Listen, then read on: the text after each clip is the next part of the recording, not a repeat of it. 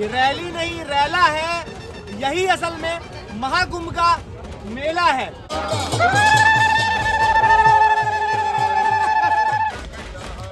ये हमारे लिंग पे चढ़ी रहती है। तो बाबा ऐसा क्यों करते हैं, दर्द क्यों देते हैं अपने आप को? ये संगम का मुख्य स्नान घाट है और सामने त्रिवेणी है। ये है संगम और संगम का दृश्य बहुत है विहंगम। इसको जुगाड़ू मिनी हाउस बना लिया है। बहुत दिक्कत आती है, नॉर्मल लाइफ नहीं है। सो कॉल्ड उड़न खटोला। नरमुंड की मालाएं लेकर समाज में घूमते हैं, लोगों को डराते हैं। मेरा नाम है अभिषेक और आप देख रहे हैं मेरा चैनल वॉन्डर अभिषेक। लंबे समय तक फिल्मों में पोर्ट्रे किया गया है कि कुंभ मेले में लोग बिछड़ जाते हैं, खो जाते हैं, लेकिन हम महाकुंभ मेले की मस्ती में खोने आए हैं। और इसीलिए प्रयाग की धरती में, तीर्थों के राज प्रयाग की धरती में, प्रयागराज में हम मेले को एक्सप्लोर करेंगे। मेले के आनंद के उस गहरे समंदर में गोते लगाएंगे, डुबकियां लगाएंगे और एक्सप्लोर करेंगे कि कुंभ मेले में लोग क्यों आते हैं, क्या पाते हैं और कैसे डुबकी लगा लगा के नहाते हैं। तो आज का सफ़र और आज की नज़र महाकुंभ मेले की धरती से, प्रयागराज से, महाकुंभ से। कलश गहरा होता है, उसमें बहुत कुछ फिलअप हम कर सकते हैं। तो कुंभ जो है वो नेचर का कलश है। समुद्र मंथन जब हुआ तो उसमें से एक ऐसा कलश निकला, उसी का नाम है कुंभ। समय कैसे परिस्थितियों को और परिवहन की व्यवस्था को बदलता है, इसका जीता जागता वो नमूना ये ठेलिया, टमटम, गाड़ी, जो भी आप कह लीजिए। नई पीढ़ी है, मिलेनियल्स है, वो इसको हीन भावना की दृष्टि से देखते हैं और बैठने से नाक मुंह सिकोड़ते हैं। लेकिन मौजूदा समय में ये गाड़ी ही यहाँ की BMW और मर्सिडीज़ है। ऐसा इसलिए क्योंकि अमीर हो, गरीब, मोटा हो, पतला हो, बूढ़ा हो, जवान हो, हर कोई इस गाड़ी का सहारा ले रहा है। तो कुंभ हमें ये बताता है कि कैसे परिस्थितियाँ इंसान को बदलती हैं।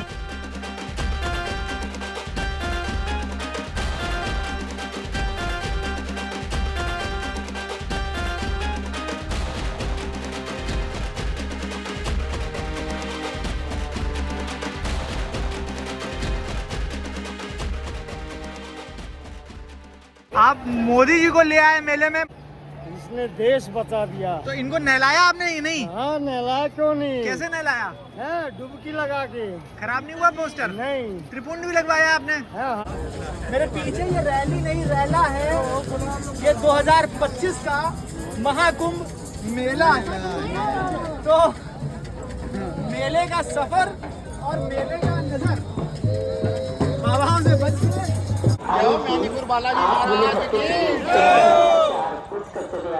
मेन संगम पे पहुंचेंगे तो आप देखेंगे कि पश्चिम तरफ से जमुना जी का नीला जल पश्चिम से आता है। उत्तर से आप देखेंगे तो गंगा जी का थोड़ा मटमैला जल आता है और सरस्वती का नीचे से उद्गम हुआ है। सरस्वती जी नहीं दिखेंगी। अगर वो दिखने लग जाएंगी तो जो व्यक्ति विद्या ग्रहण करने की जगह उन्हीं को भी स्नान करने से सोचेंगे कि ग्रहण हो गई, इसीलिए वह लुप्त हैं। संगम में माने देश विदेश के सारे देवी देवता यहाँ निवास करते हैं 1 महीना मकर संक्रांति से। वो अलग बात हम देख नहीं पाते, बट वो सभी लोग आगमन करते हैं इस कुंभ में। तो ये कुंभ सच में बहुत बड़ा त्योहार है।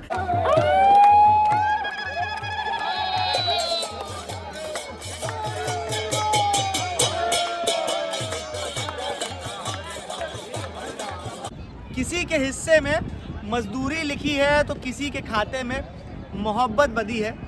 मैं कुछ ज़्यादा ही मस्त मौला था, इसलिए मेरे हिस्से महाकुंभ का मेला आया और ये मेला मुझे खींचकर, घसीटकर मोहब्बत में संगम तक लाया। और मेरे साथ ये मेला उन लोगों को भी लाया जो ना आ सकते हैं और जो चाहकर ना आ पाए। और ऐसे ही लोगों में 2 बेहद दिल के करीब लोग हैं, एक जो आ ही नहीं सकता और दूसरा जो आ नहीं पाया। इन दोनों का और इनके साथ उन चहेतों का सांकेतिक संगम स्नान मेरे साथ यहाँ से। पहली डुबकी मम्मी के नाम की, दूसरी पापा के नाम की, तीसरी दीदी के नाम की, चौथी सबसे प्यारे भैया के नाम की, पांचवी उन सारे कमीने दोस्तों के नाम की जो हमेशा काम पड़ने पर धोखा देते हैं, छठी मेरे उस चांद की नाम की जिसको दुनिया प्रेमिका के तौर पे कहती है, and last but not the least सातवीं वॉन्डरर अभिषेक फैमिली के सब्सक्राइबर्स की नाम की। संगम वही स्थान है जहां पर गंगा, यमुना और लुप्त हो चुकी सरस्वती का सांकेतिक तौर पर मिलन होता है, और वही मिलन त्रिवेणी कहलाता है। और जो त्रिवेणी जहां बनती है, जहां त्रिवेणी सांकेतिक त्रिवेणी बनती है, वही संगम की नोज कहलाती है। वो घाट नोज का आकार, नाक का आकार ले लेता है, कर्वी आकार ले लेता है, इसलिए वो संगम नोज का घाट कहलाता है। और उसी घाट को साधु संतों का हॉटस्पॉट माना जाता है, क्योंकि जितने भी साधु संत, नागा बाबा और महात्मा आते हैं वो सारे संगम नोज पर आकर नहाते हैं। सिर्फ संगम में डुबकी लगाने मात्र से आपके जन्म जन्मांतर के पाप धुल जाते हैं। आप जैसे ही डुबकी लगाते हैं वो सारे पाप छूमंतर हो जाते हैं। मानसिक समाधान जो नहीं दिखता आंखों से, जो समाधान है ना, अभी आप खाना खाए बाद पेट भरता है तो वो दिखा सकते हैं पेट, लेकिन जो मन से समाधान होता है वो दिखा नहीं सकते। उसके चेहरे के ऊपर जो गुलाबी ये आता है फेसिंग, मोक्ष का जो मार्ग है सब उसी को ढूंढने के लिए आते हैं। पैसा आज नहीं कल कमा सकते, लेकिन ऐसा पुण्य कल का दिन 14 तारीख जनवरी का नहीं आएगा।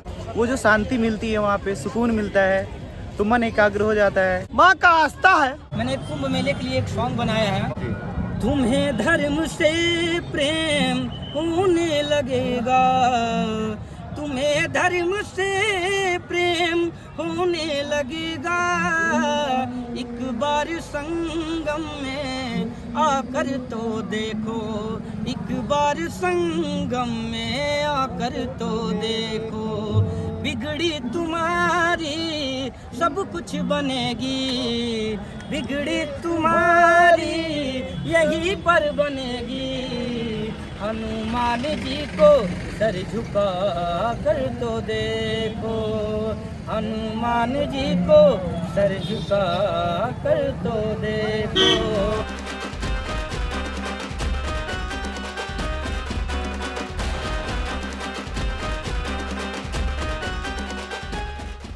कंदमूल फल खा लो, राम जी का फल है मीठा फल, कंदमूल फल खाइए।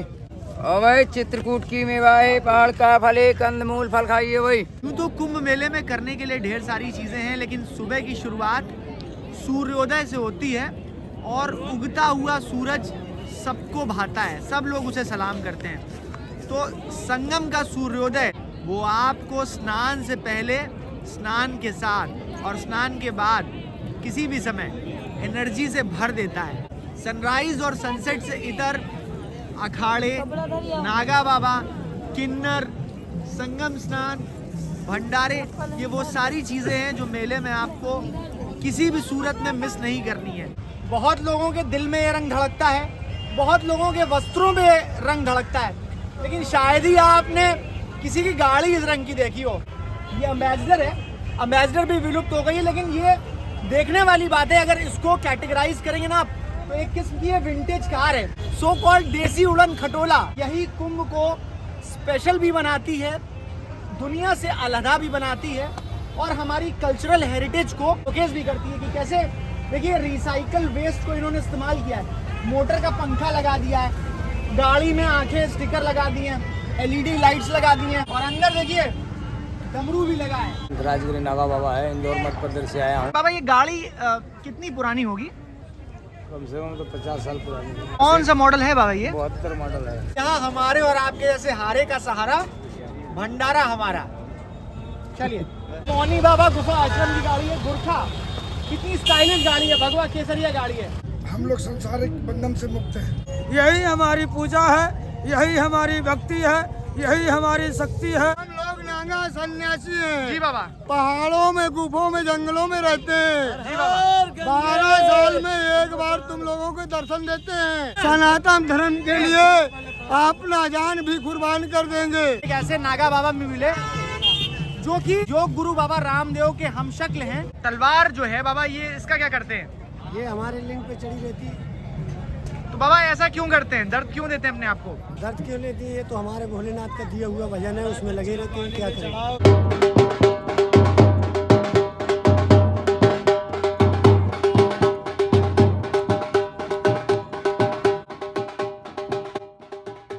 भगवान शंकर के बाराती हैं और ये शैव परंपरा के अधीन आते हैं और शैव परंपरा को ही मानते हैं। हर हर महादेव। नागा साधु भगवान शिव के उपासक होते हैं, इसीलिए वो उनको प्रसन्न करने के लिए अपने सिर से लेके पैर तक भस्म को रमाते हैं। इन बाबा की हमारे उम्र 12 साल है। आगे बाबा अब क्या करिएगा? ये नागा बाबा इस बात का सबसे सुंदर पर्याय है कि आप कुछ भी कर लीजिए, कितनी भी तरक्की कर लीजिए, अंततः आपका हश्र भस्म ही है। क्योंकि भस्म हमको दुनिया की माया से डिटैच करती है। भस्म बताती है कि अंततः सब कुछ नष्ट हो जाना है, और इसी वजह से कहा भी जाता है कि भस्म ही अंतिम सत्य है, मिट्टी से बने हैं और इसी मिट्टी में मिल जाना है। World's biggest religious congregation. अमृत है। It's like magic. महासंगम है। आस्था का बहुत बड़ा त्योहार है। स्वर्ग है। मेरी जान है।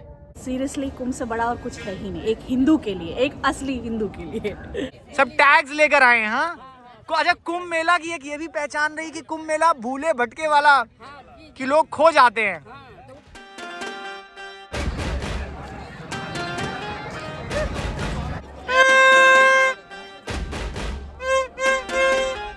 सनातन की छतरी इतनी वृहद है, इतनी बड़ी और इतनी दिलेर है कि वो सबके लिए अपने द्वार और कपाट खोले रहती है।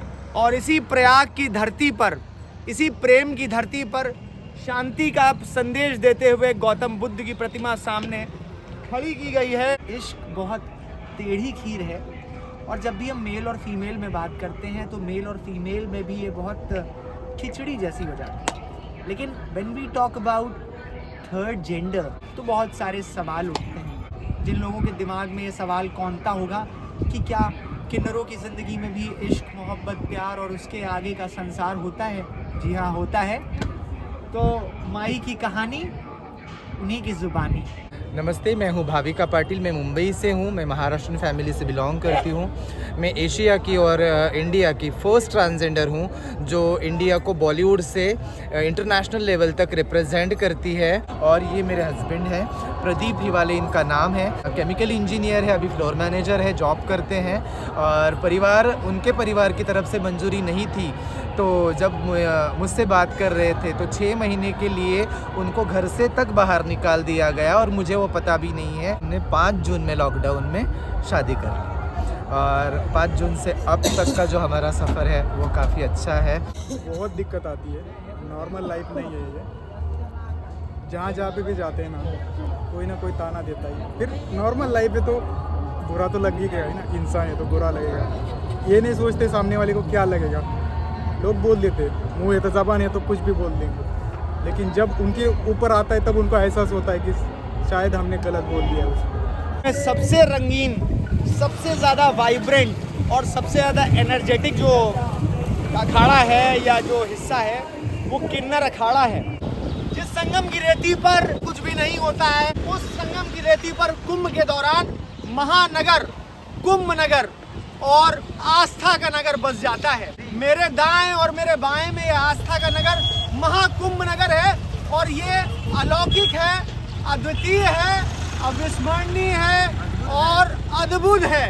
अद्भुत। मैं जिस पीपा पुल पे मैं चल रहा हूँ, ये पीपा पुल नहीं है, ये पीपा पुल यहाँ की ट्रैवल लाइन है। जो कैनवास है उस त्रिवेणी संगम से लेकर महासंगम का, देखिए ये संगम स्थान नहीं है, नदियों का संगम नहीं है, संस्कृतियों का संगम है।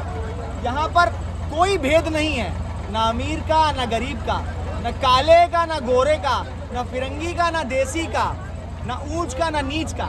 यहाँ सब गंगा मैया की जय के नाम पे एक हो जाते हैं और आस्था की डुबकी लगाते हैं। So that's Triveni Sangam and this is cultural mahasangam. Mahakumbh या कुंभ महज मेला नहीं है, त्रिवेणी का संगम नहीं है, बल्कि एक इमोशन है, एक एहसास है, एक इश्क है। आप सोचिए, कल्पना कीजिए, जिस आदमी की चलने की क्षमता नहीं होती है, जिसके पास आर्थिक क्षमता नहीं होती है, जिसके पास टाइम नहीं होता है, वो भी इस मेले के लिए अपने आप को फारिग करता है और न जाने दुनिया के किन किन कोनों से खुद को यहाँ लेकर आता है। इस महाकुंभ मेले के ज़रिए मैंने भारत भर का भ्रमण कर लिया। सोचिए, साल 2025 है और 4000 हेक्टेयर के मेला क्षेत्र में 25 सेक्टर हैं, 30 पीपा पुल, और अपने आप में किसी महानगरी से कम नहीं है। एक तरफ प्रयागराज, तीर्थों का राज प्रयागराज, तो दूसरी तरफ मेला सिटी, कुंभ मेला सिटी। अपने आप में एक शहर होता है, एक बड़ा नगर होता है, इसका डीएम होता है, इसका एसपी होता है, इसकी पूरी व्यवस्था होती है। इवन बैंकों की ब्रांचें, एटीएम, नाना प्रकार की सुविधाएं जैसी एक शहर में होती हैं। और शायद यही सबसे एक इंटरेस्टिंग पहलू है कि जिस संगम की रेती पर पक्षी भी नहीं आते हैं, केवल 45 दिनों के लिए पूरी नगरी बस जाती है और दुनिया के कोण कोण से, छोर छोर से लोग भारत की रंगीन झलक को, आस्था की झलक को देखने के लिए आते हैं।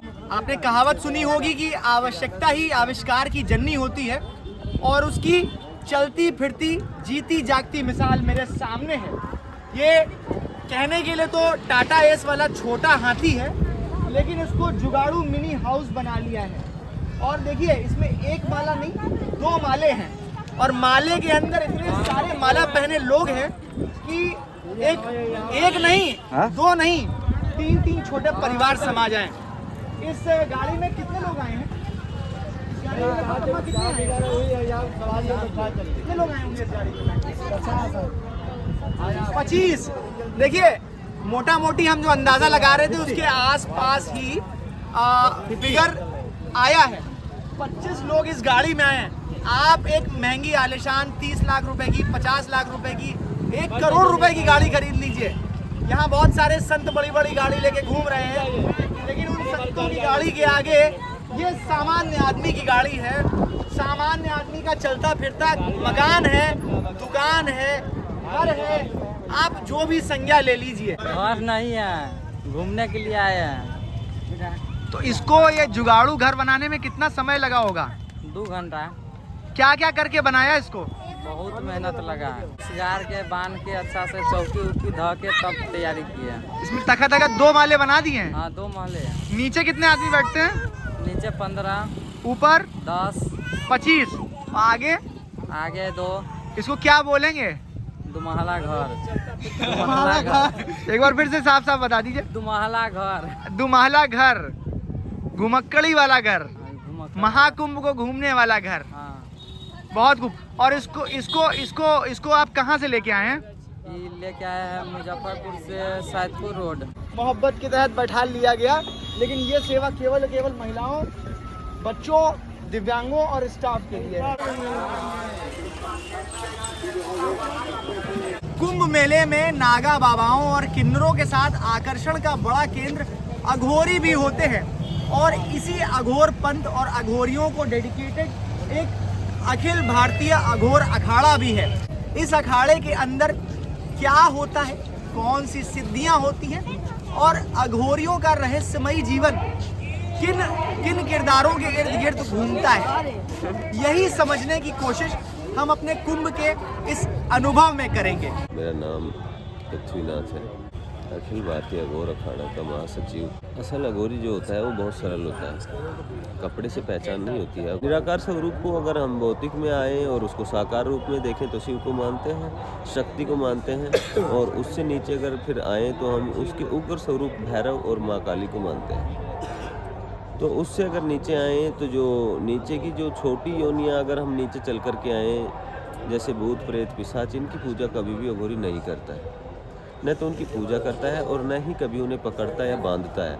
हाँ, ये ज़रूर है कि इन सभी की मुक्ति के लिए वो ऐसा वर्क कर देता है कि ये भी सब अपनी मुक्ति के लिए अघोरी से संपर्क साधते हैं, जिससे कि उनकी योनि से उनकी मुक्ति हो जाए और वो आगे किसी दूसरी योनि में चले जाए। वो अज्ञानता के कारण वो लोगों से डरते हैं। क्यों? दूसरी बात ये है कि काला रंग जो है वो शून्य का प्रतीक है, इसीलिए अघोरी उसे धारण करता है। और शमशान में रहने का मूल कारण होता है एकांत, दूसरा शिव का मूल स्थान, तीसरा वो जगह जो पांचों तत्व को फिर से डिस्ट्रॉयड कर उन्हीं मूल महातत्व या महाभूतों में मिला देती है जहाँ से वो आए हैं। तो वो ऊर्जा का बहुत अच्छा केंद्र भी होता है। जितनी भी नेगेटिव पॉजिटिव शक्तियाँ होती हैं वो वहाँ राउंडिंग करती रहती हैं। तो इसलिए ये सब है। में असामाजिक तत्व पैदा हो गए हैं जो आज के अंदर नरमुंड लिए घूमते हैं, लोगों को डराते हैं। तो उन असामाजिक तत्वों के कारण भी ऐसा हुआ है कि लोग अघोरियों को गलत नज़र से देखना शुरू किया है, जबकि अघोरी कभी भी नरमुंड लेकर घूमता नहीं है और ना ही वो नरमुंड या कोई डरावनी या भयावह चीज़ को लेकर के लोगों में प्रदर्शन करते हैं। अघोर जो ज्ञान है, मैंने एक कोट लिखा भी है, अघोर जो है वो दरिया है जिसके दो किनारे होते हैं, एक गुरु और शिष्य उनके बीच में ही बहता है, उनसे बाहर वो ज्ञान जाता ही नहीं। तो उनसे बाहर नहीं जाएगा तो किताबों में कहाँ से आएगा? जब किताबों में नहीं आएगा तो यूनिवर्सिटियाँ और कॉलेज कहाँ से बनेंगे? तो ये मन गढ़ंत जितनी भी किताबें हैं ये लोगों ने बकवास लिखी हैं और इनमें होता है 100 में से 1% कहीं कोई कहानी किसी से सुनी होगी वो लिख दी है, लेकिन बाकी सब जोड़ा हुआ होता है। अभी कल परसों एक लड़की मेरे पास में आई भी थी दिल्ली से, उसने कहा कि नॉवेल लिखना है अघोर पर, तो मैंने उसको साफ शब्दों में मना कर दिया कि आप अघोर के नाम से लोगों को गुमराह कर सकते हैं, लिख नहीं सकते, क्योंकि उसके लिए अघोर को जीना पड़ता है। जब गाड़ी नहीं मिलती तो ऐसे लटकते हैं। That's the असल एक्सपीरियंस ऑफ कुंभ मेला। इस कुंभ मेले के बहाने भारत नहीं बल्कि दुनिया भर का भ्रमण किया, लोकल से लेकर ग्लोबल तक का कैनवास तय किया। क्या प्रयागराज, क्या यूपी, क्या एमपी, क्या झारखंड, मोर देन 25 स्टेट्स के लोगों से मैं मिला, मोर देन 30 कंट्रीज़ के लोगों से मैं मिला। तो एक तरह से मुझे कहीं जाना नहीं पड़ा घूमने के लिए, दुनिया के लोग घूमने आए और वो मुझसे मिले इस मेले में। इस मेले की ये खूबसूरती है। और कुंभ मेले की उससे भी बड़ी खूबसूरती ये है कि यहाँ पर न केवल 3 नदियों का संगम होता है, संस्कृतियों का संगम होता है, बल्कि आस्था और विश्वास का भी संगम होता है। आप सोचिए कि मैं आया था बिना पैसों के, मैं यहाँ आया था बिना किसी नेटवर्क के, मैं आया था बिना किसी परिचय के, लेकिन कहीं भी मुझे कोई प्रॉब्लम नहीं हुई, ना रहना, ना खाना, ना रुकना। लोग बहुत मदद करते हैं। अगर आप पॉजिटिविटी के चेहरे से देखेंगे, उस चश्मे से देखेंगे, तो आप कुंभ मेला का वो पॉजिटिव साइड देखेंगे जो शायद अरेल में जाके लोग नहीं देख पाते हैं। चीज़ें लैविश बहुत ज़्यादा होती हैं, लाउड होती हैं, वाइब्रेंट होती हैं, लेकिन मेले का जो असल मज़ा है वो मेला क्षेत्र में, टेंट सिटी वाले में नहीं बल्कि मेला सिटी वाले में, कुंभ नगरी वाले क्षेत्र में आपको देखने को मिलता है। जब आप पैदल चलते हैं, धूप के थपेड़े खाते हैं, धूल मिट्टी से मेकअप कराते हैं और भंडारों में खाना खाते हैं, तो ये सारे लाइफ टाइम एक्सपीरियंसेस आपके कुंभ मेले के अनुभव को यादगार बनाते हैं। मेले तमाम आते हैं, आप आते हैं, डुबकी लगाते हैं और चले जाते हैं, लेकिन ये जो खट्टे मीठे अनुभव होते हैं ना, यही आपको लंबे समय तक याद दिलाते हैं कि हम भी कभी महाकुंभ में गए थे।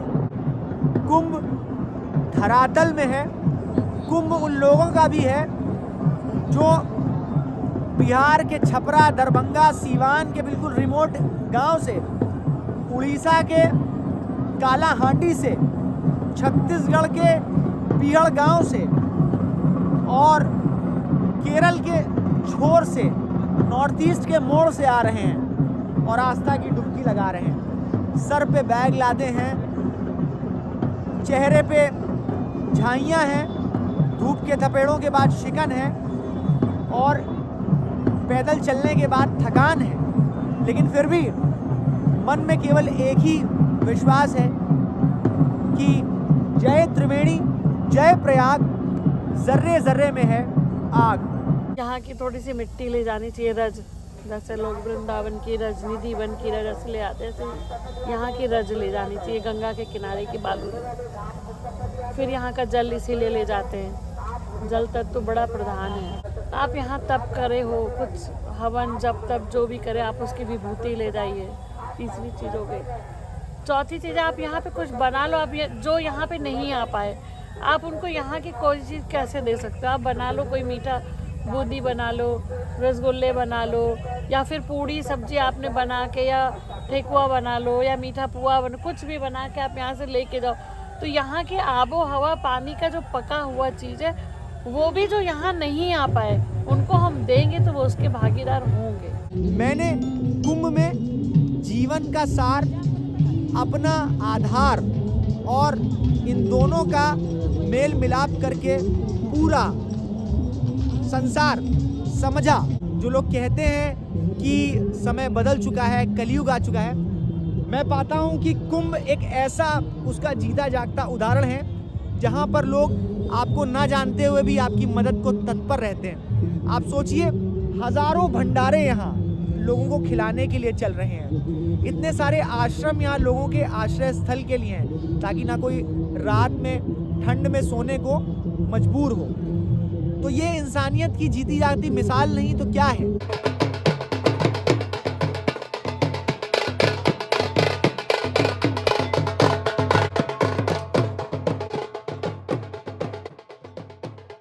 मेले के बहाने मैंने आपको कई रंग दिखाए, लेकिन उन रंगों में एक रवानगी थी, और वो रवानगी सरों पर बोझा लादते हुए, बस्ते ढोते हुए और बड़े बड़े बैग्स लेकर आते हुए, मेले में घूमते फिरते हुए औरतें थी।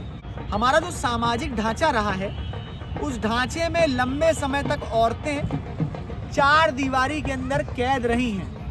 मैं ऐसा इसलिए कह रहा हूँ क्योंकि औरतों को लंबे समय तक चूल्हे चौके तक सीमित रखा गया है, और ये हिंदुस्तान ही नहीं, दुनिया भर में औरतें आबादी के मामले में पुरुषों की बराबरी करती हैं, लेकिन हक और हुकूक के मामले में शायद वो आज भी झंडा बरदार बन के हकों के लिए आवाज़ उठा रही हैं। तो ये मेला उन आधी आबादी, उन औरतों की, या हमारे और आपके आधार की, जहाँ से हम और आप आए हैं, हमारे अस्तित्व की जनक जो हैं, उनको जब मैं वो बस्ते, बोझे, बैग्स, बोरियां लाद के मेले में आता हुआ देखता हूँ तो मेरा कलेजा पसीज भी उठता है, और कहीं ना कहीं खुशी भी होती है कि इसी मेले के बहाने ही सही वो आधी आबादी घरों से निकलती है और दुनिया देखती है, मेला देखती है। जो समाज लंबे समय तक उन्हें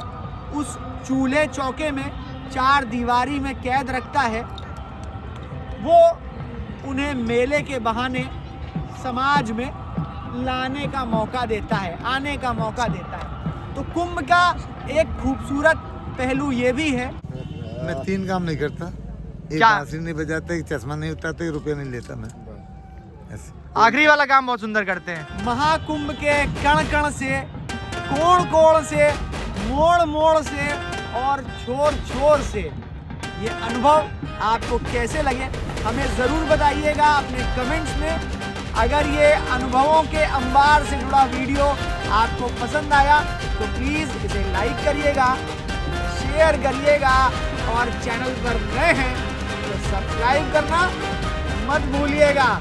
तब तक के लिए महाकुंभ की धरती से, तीर्थराज की धरती से, हर हर महादेव।